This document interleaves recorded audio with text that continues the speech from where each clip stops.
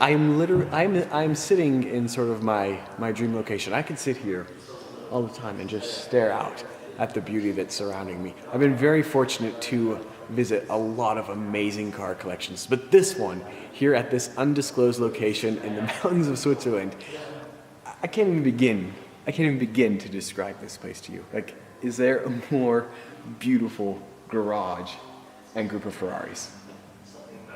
No.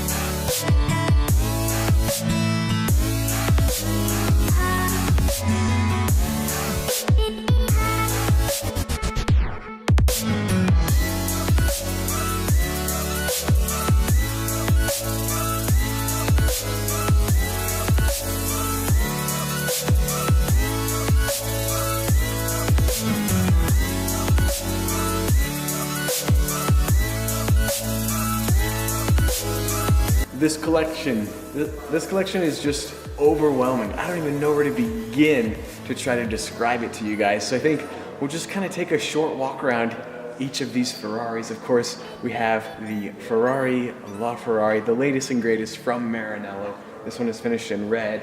It has the bare carbon roof, 950 horsepower from that V12. What a car, what a car. The Ferrari F12 TDF. 799 of these units were sold worldwide. Front engine V12, 770 horsepower. Get a look at some of the carbon bits on this car. You have these 3 strakes, almost in homage of the Ferrari 250 GTO. I think that right there might be the thumbnail, folks.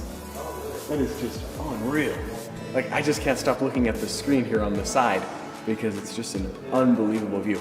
So, let me know in the description below, which car would you choose if you had just one choice, and you could never sell that car. So you can't pick the most valuable car, you have to pick the car that you would have for the rest of your life.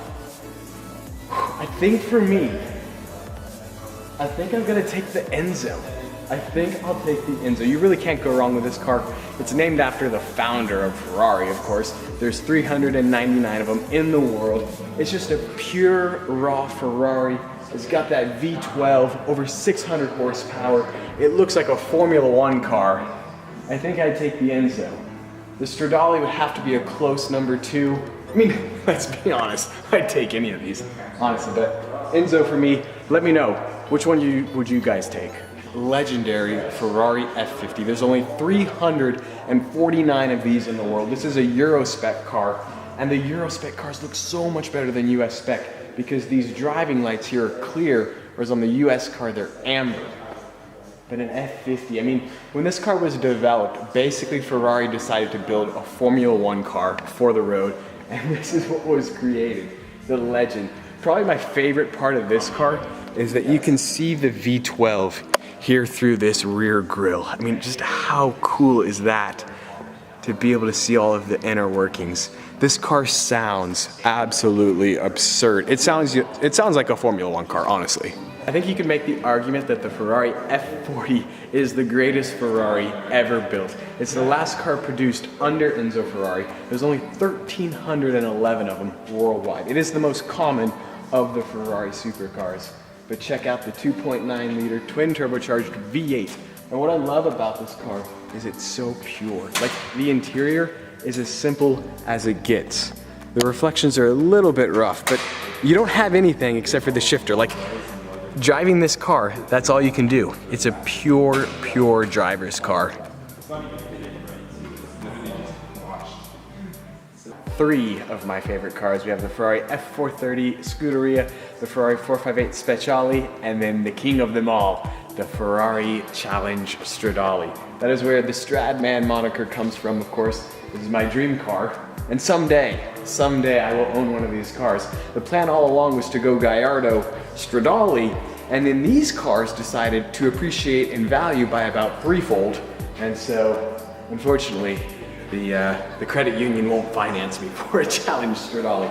But what I love about this car so much more than these other two is that when they developed the 430 Scuderia and the 458 Speciale, they took the base cars. They took the 458 and they took the F430 and they created the track version. Whereas with the Challenge Stradale, they actually took the Ferrari 360 Challenge car and tamed it down into a road car and created the Stradale. Oh, someday guys, someday.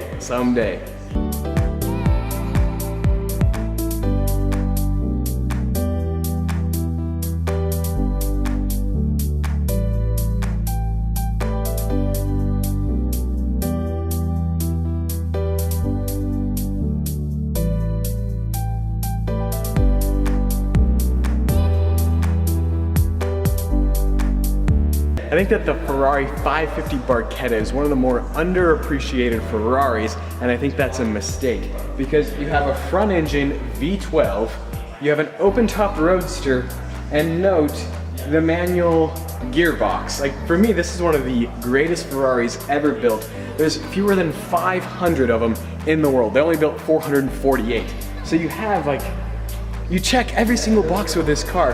And there was a moment in time just a few years ago when these cars were super affordable, and finally they're starting to appreciate in value.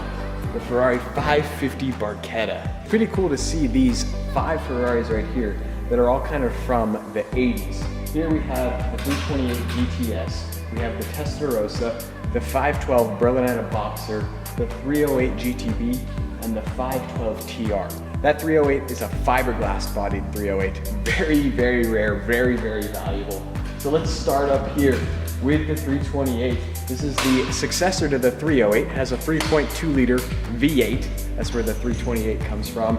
And then we have the Testarossa. Obviously, this is one of the most famous Ferraris. This one has the single mirror. And it's amazing to see the differences between the Testarossa and the 512 TR because the TR is so much more modern. We have the 512 Berlinetta Boxer, of course a 5 liter V12.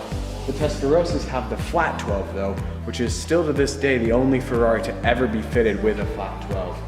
And then this 308, it's so amazing to see a Euro spec Ferrari compared to a US spec because the US spec 308s, they have the bumpers that the US requires for safety reasons, and it just completely kills the design. So to see this 308 in its pure form. And then we have the 512 TR. You'll notice the 512 TR just looks so much more modern than the Testarossa. Of course, this also shares the same 5 liter flat 12. Beautiful cars. All of these cars have proper gearboxes with the manual transmission. Here we have the Dino 246 GTS. This is one of my favorite classic Ferraris. This of course is named after Enzo Ferrari's son Dino and was never badged a Ferrari. So you'll note there are no Ferrari badges on this car. This is also the only Ferrari to ever be fitted with a 6-cylinder. It's mid-engine. Pretty spectacular to see this car.